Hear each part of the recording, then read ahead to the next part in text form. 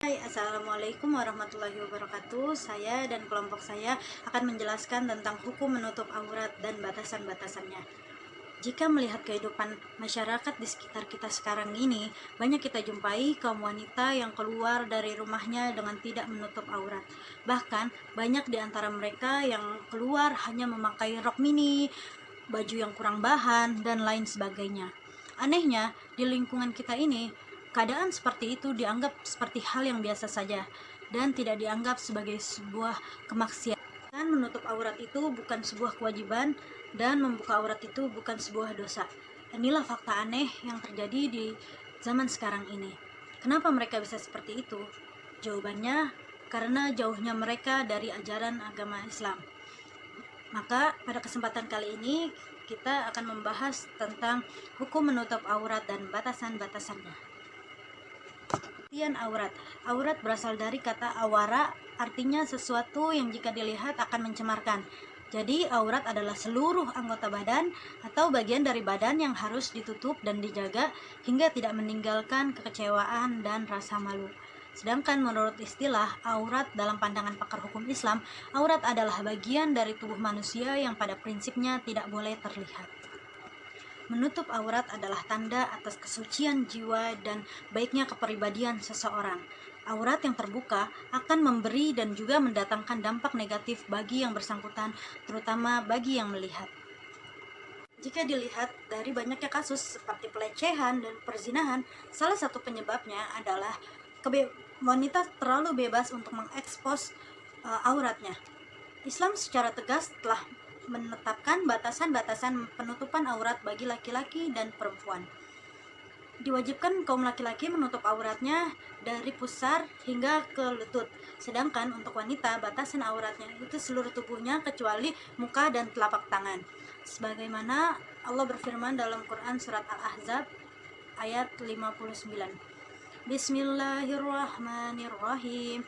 Ya ayyuhan nabiyyu qul li azwajika wa banatika wa nisa'il mu'minin yudnina 'alaihinna min jalabibihin. Dzalika adna ay yu'rafna fala yu'zain wa kana Allahu ghafurur rahima. Ayat ini menegaskan bahwa wanita-wanita mukmin diperintahkan untuk mengulurkan jilbabnya, yakni memakai hijab untuk menutup auratnya. Adapun yang dimaksud dengan hijab atau jilbab itu adalah sejenis baju kurung atau kerudung yang longgar bentuknya, sehingga tidak terlihat bentuk dan lekuk tubuhnya. Dengan tertutupnya aurat, wanita muslim tidak mudah dijadikan permainan oleh orang-orang yang berniat jahat, terutama kaum laki-laki yang mata keranjang dan suka mengganggu kehormatan wanita. Nah, selanjutnya kita akan membahas tentang batasan-batasan aurat laki-laki dan wanita. Yang pertama ini ada aurat ke sesama lelaki. Nah, di sini terjadi perbedaan pendapat di kalangan para ulama yang mengatakan bahwasanya aurat laki-laki terhadap laki-laki lain maupun itu kerabat ataupun orang lain. Nah, pendapat yang paling kuat ini yang pertama itu dari pendapat jumhur ulama yang mengatakan bahwa aurat laki-laki ke laki-laki lain itu antara pusar hingga lutut. Nah, jadi aurat laki-laki kepada laki lain itu antara pusar hingga lutut. Yang kedua ini ada aurat lelaki dengan wanita. Jumhur ulama juga berpendapat bahwasanya aurat laki-laki dengan wanita yang mahramnya atau yang bukan mahramnya juga itu aurat batasannya itu sesuai dengan batasan aurat laki-laki kepada laki-laki, yaitu sama dengan antara lutut hingga pusar hingga lutut gitu. Nah, terus di sini tuh ada perselisihan nih. Perselisihannya pandangan wanita terhadap laki-laki. Nah, di sini tuh ada dua pendapat dari ulama. Yang pertama itu ulama Syafi'iyah yang berpendapat bahwasanya tidak boleh seorang wanita melihat aurat lelaki dari bagian lainnya tanpa ada sebab lain gitu. Nah, itu tuh ada dalilnya dalam surat An-Nur yang artinya katakanlah kepada wanita yang beriman hendaklah mereka menahan pandangannya. Itu surat An-Nur ayat 31. Nah, pendapat yang kedua ini yaitu dari pendapat ulama di kalangan mazhab Hambali. Mereka mengatakan boleh bagi wanita melihat pria lain selain auratnya. Nah, seperti yang tadi kita tahu nih, aurat laki-laki kan antara pusar hingga lutut. Nah, jadi menurut pandangan mazhab Hambali ini perempuan itu boleh melihat laki-laki tetapi tidak auratnya gitu. Yang ketiga, ini ada aurat laki-laki di hadapan istrinya nih. Nah, suami adalah mahram wanita yang terjadi akibat pernikahan kan, seperti yang kita ketahui, akibat ada kata ijab kabul, ini akan. Nah, dan tidak ada perbedaan pendapat di kalangan semua ulama bahwasannya seorang suami dan istri boleh melihat seluruh anggota tubuh pasangannya gitu. Nah, yang keempat ini ada aurat wanita di hadapan para laki-laki yang bukan mahramnya. Di antara sebab mulianya seorang wanita adalah dengan menjaga auratnya dari pandangan laki-laki yang bukan mahramnya.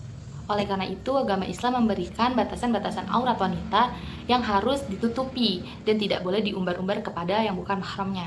Nah, ini tuh kalau wanita itu seperti yang kita ketahui kan, aurat wanita itu semuanya kecuali muka dan telapak tangannya. Gitu. Yang kelima, aurat wanita di depan mahramnya. Seperti yang kita ketahui nih, mahram adalah seseorang yang haram untuk dinikahi karena ada hubungan nasab, persusuan, atau dia tuh persaudaraan dengan kita kan. Nah, pendapat yang paling kuat ini tentang aurat wanita di depan mahramnya, yaitu seorang mahram diperbolehkan melihat anggota tubuh wanita yang bisa nampak ketika berada di rumahnya. Itu kayak contohnya yang tertutup ya, yang menurut lain itu sebenarnya aurat, tetapi kalau mahram ini boleh melihatnya seperti leher, kepala, rambut, terus tangan, kaki gitu kan, terus dan yang lain-lainnya.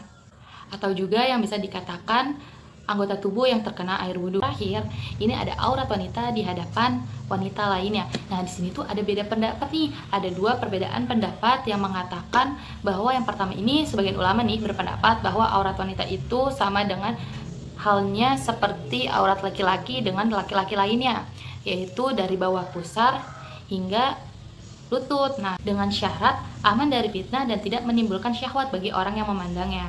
Nah, pendapat yang kedua ini ada yang mengatakan dari sebagian ulama juga, ini ada yang mengatakan juga batasan aurat wanita dengan wanita lain itu sama halnya dengan batasan kepada mahramnya, yaitu boleh memperlihatkan bagian tubuh yang menjadi tempat perhiasan seperti telinga, tangan, kaki, ataupun tempat-tempat anggota tubuh yang terkena air wudhu gitu.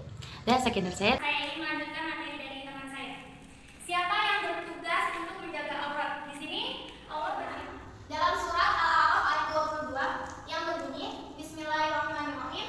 Fadalahuma bibururin falamma raqa syajarah badat lahuma sawatuhuma wa tafiqa yakhshifani 'alaihima min waraqil jannah wa nadahuma rabbuhuma alam anhakuma antilkuma syajarati wa aqul lakuma inna syaitana lakuma aduwwun mubinun.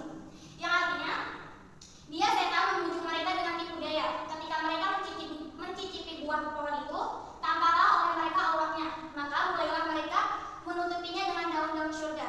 Tuhan menyeru mereka, bukankah aku telah melarang kamu dari pohon itu dan aku telah mengatakan bahwa sesungguhnya setan adalah musuh nyata bagi kamu berdua. Surat Al-A'raf ayat 22.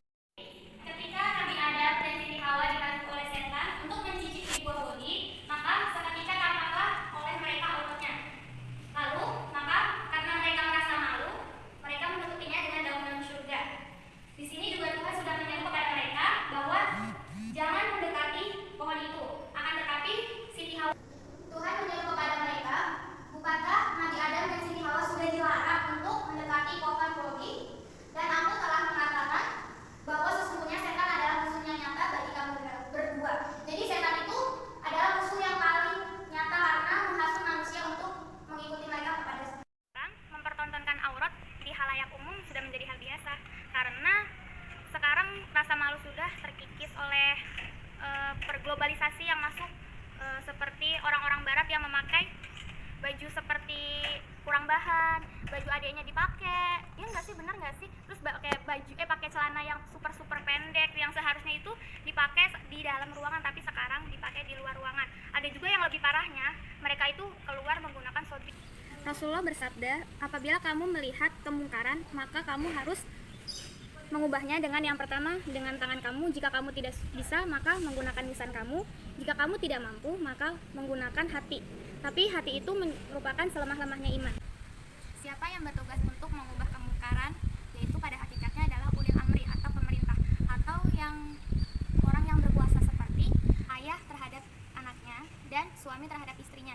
Jadi orang yang berkuasa berpuasa itu wajib mengingatkan untuk menutup aurat.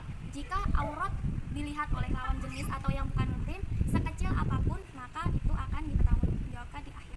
Sekian presentasi dari kelompok kami. Kurang lebihnya, kelompok kami mengucapkan mohon maaf. Wassalamualaikum warahmatullahi wabarakatuh.